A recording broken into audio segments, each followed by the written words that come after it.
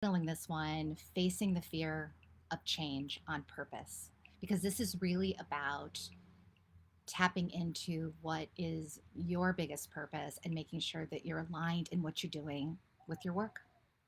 It's as simple as that. Simple, yet difficult to do to make happen.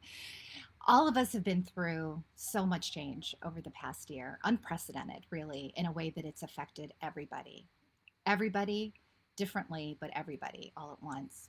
And if we've learned anything this past year, it's the change is really constant. And while we may think we have control over many elements of our lives, really so much can shift in an instant, whether it's health, career, relationships, things just can shift and so much is out of our control.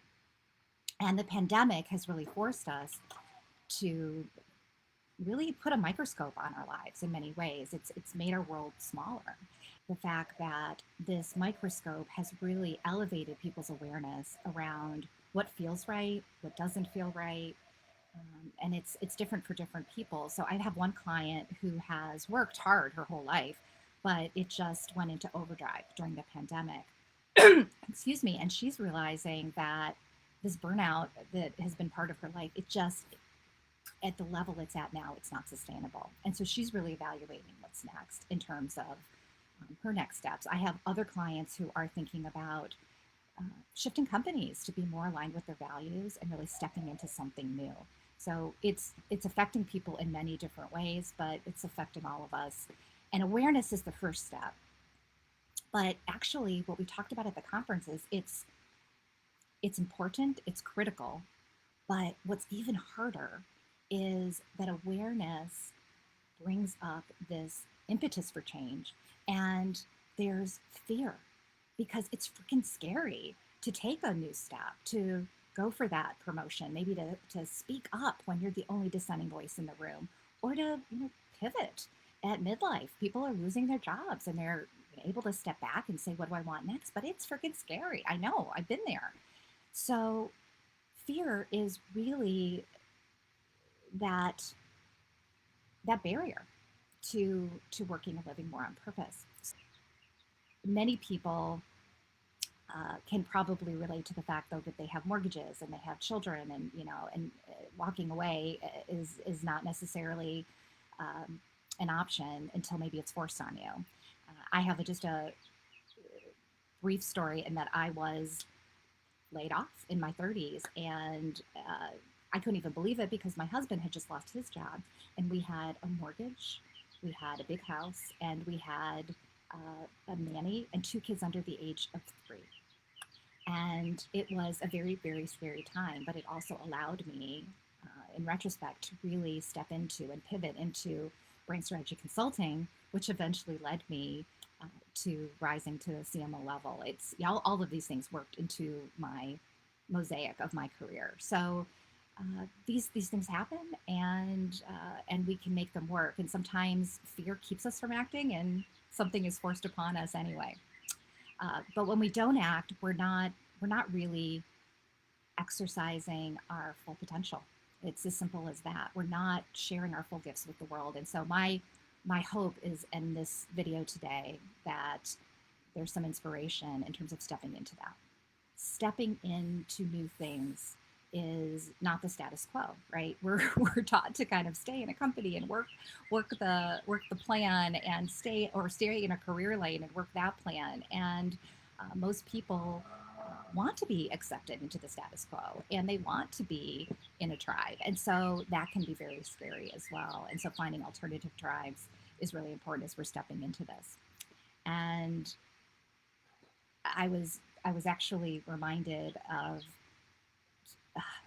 right when I left my CMO position and walked away. I went to a management conference and I met a woman and said I was doing this and I was exiting and going to start off on this new career. And 2 years later, I saw her when I was the speaker as the keynote address at the University of Chicago Booth International Women's Day Conference. And she came up to me after I spoke and she said, I remember meeting you 2 years ago and you sharing with me that you were walking away. And I was thinking you were insane. Of course, thankfully, she didn't say that out loud.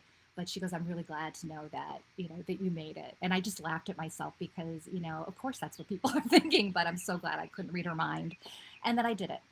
So let's talk about what insights kind of landed based on all these speakers who talked about stepping into their purpose at work and being brave. So two things came up, and I'll share these, and then I'll share 3 steps for taking steps to move closer to purpose, whether that's inside your company or out.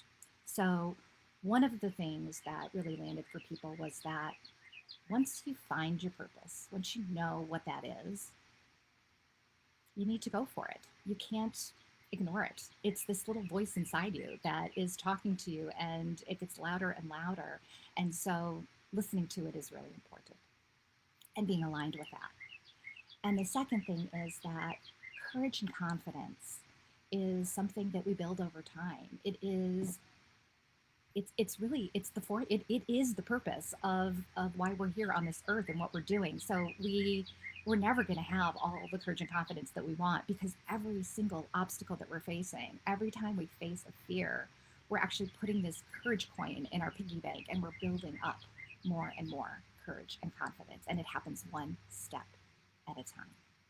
So let me share with you now 3 practical things that you can do to help build this courageous bank, to help you move more towards whatever your particular brilliance is and bringing that to life at work. I'm going to frame this again around ABCs, and the first one, the A, is attention. So checking in with yourself and asking, when you have a big decision to make, a big fork in the road, checking in and saying, and asking, is this mine to do? Does this feel aligned with who I am and with my big gifts? And listen, check in and listen, and you'll know. The second thing is B, and B is beginning your day with a routine. It was pretty clear that all the speakers at the conference have a morning routine that is part of meditation and getting still and really tapping into wisdom. And I myself have a routine like that as well. You don't have to spend 20 minutes on a cushion. You can check in very small ways, but starting your day with something that really grounds you with intention is really, really powerful. So it can be as simple as getting still and asking, what is my intention for the day? Thinking about what you're planning to do and how you want to show up and how you want to feel, and really checking in with that. And for me, I do that. And then I also think about how I'm going to reward myself. So I've been lucky to be spending 3 months here in Maui. And while I work every day, in the afternoons, I allow myself to go to the beach, to take it out. My walk now is on a beach. I love to snorkel with some brilliant fish, and if I'm lucky, actually running into turtles and swimming with them. So I actually picture myself doing that and feeling the sun on my face, and being out in the sand and feeling that warm water on my toes. And I ground to both those things, to showing up fully and to really rewarding myself. So that intention can really be important, so that your days really flow in some way, the way you want them to. And one speaker said something else, which I thought was a really neat thing to add in. She does a reflection. So she thinks back on her day before and thinks about, where did I step up? Where was I courageous yesterday in a way that I'm proud of? And then she pats herself on the back, and that also adds another coin in that confidence bank that you're building up. You could also write it down. Brag books I've mentioned in other videos, write it down, the things that you're showing up and doing really well. And then in times where your confidence might be waning, look at that. Look at that wonderful book and see all the things that you're doing, and realize that it really is accumulating and changing who you are. And then the third thing, the C, is checking in during the day. And this is really important. Many people have these morning routines, but checking in during the day actually helps to build these neural pathways of what we want to be. And so checking in to say, am I upset? Do I need more courage? I'll give you one quick tip, is just a 3 breaths check-in. When you're feeling agitated, take 3 breaths.